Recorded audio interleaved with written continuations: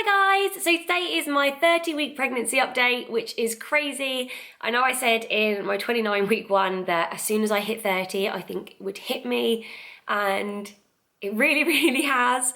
So to think now that I have got 9 weeks and 6 days left until my due date, I know that obviously I could still have like 10, 11, maybe even 12 weeks to go, but yeah, to think until that due date and I would have been pregnant for 40 weeks. It's just crazy. It's that single digit countdown, and then I'll get to the single digit days and yeah, probably end up going past my due date and then not know what to do. It's been another really good week, which is nice. Even though the weather is miserable and I'm back from holiday, we don't really have anything exciting planned now apart from the baby coming. Like there are no more holidays or like weddings or little mini weekends away or anything like that, which in one way, like I love having those things because it breaks up the time for me. But in another way, I think, right, that's it. Now I can just work on saving money, getting everything ready for the baby and just relaxing and focusing on me a little bit more and on Jasper and on Reese and on Pete, and yeah, just enjoying our last few weeks as a family of 4 before we're a family of 5. So I had my 29-week midwife appointment on Tuesday, which was fine. My blood pressure was fine. Baby's heartbeat was really nice and strong. He was kicking around and moving loads. Urine sample was fine. And that's it. That's all they really tested.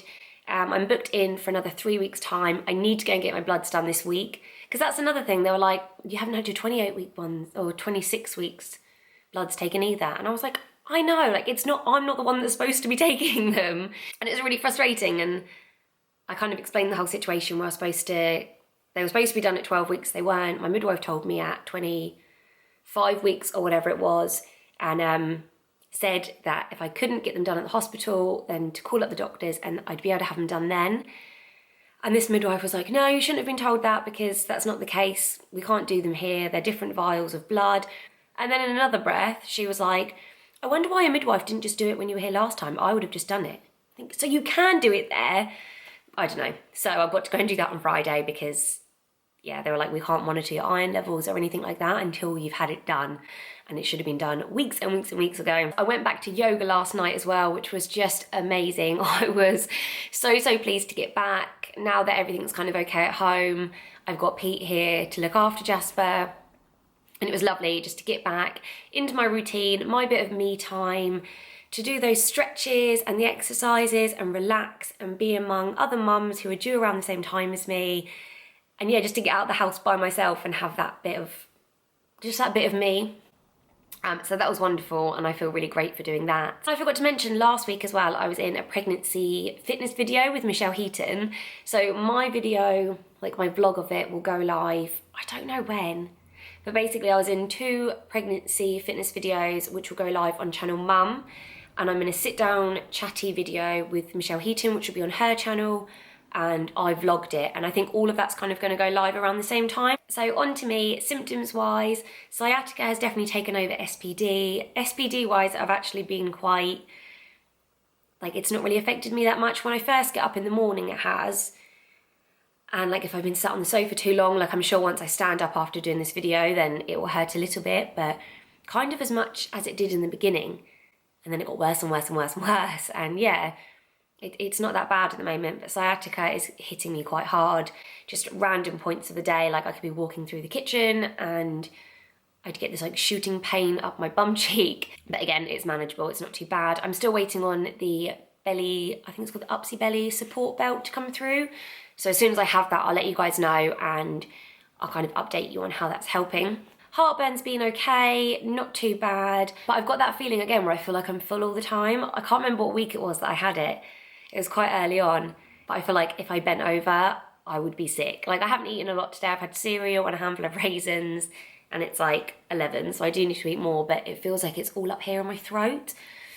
Like I need to do like a big burp or something, which is really gross. Balance has been fine. I haven't fallen over again since my 2 episodes last week, so that's really good. So baby boy is an average of 15.71 inches in length and 2.91 pounds in weight. Again, not a massive leap from last week, but he is definitely getting bigger. Obviously, it's just an approximate and an estimate and all of that, so he could be a lot bigger. Although at my midwife appointment, I forgot to say this, she said that I'm measuring at about 27 weeks. So a little bit smaller, even though everyone's telling me that I'm loads bigger than I was last time. And she said that she thinks he's head down, but she said it's too small to tell right now, but yeah, she thinks he's kind of head down and his feet are under my ribs, which I definitely agree with. So it says that baby boy's eyes are now wide open. So even though it's dark in my uterus, he can still kind of scope it out and see what's in there. So that's really exciting. It also says that his brain is growing rapidly, due to which it will not gain much weight or height this week. I don't know if it means it as in baby. Normally it would say baby or he or she. But then I think if his brain is growing rapidly, surely it would be gaining weight. But then your brain wouldn't really grow height, so it must mean the baby. Red blood cells are now forming in your baby's bone marrow. Baby shedding the lanugo, I never know how to pronounce that, which is on the skin. That's it really for the baby updates. He's moving so much, like really big movements all the time.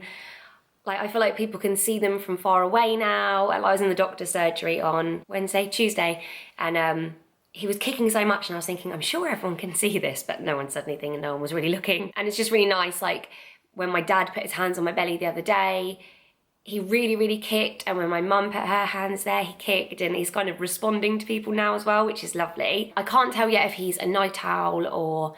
I don't know, he just seems to be moving all of the time, especially when I'm driving. He seems to really like when I drive.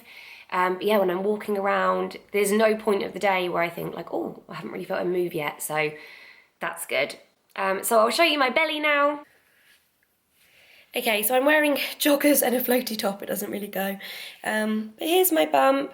I don't really think he's grown much since the last one. I did film the last one a couple days late though, so that might be why. But yeah, no more stretch marks. He's still quite out in front. Thank you very much for watching, guys. Please stay tuned for my 31-week pregnancy update. If you liked it, give it a thumbs up. Don't forget to comment below. Subscribe if you haven't already, and I'll see you next time. Bye.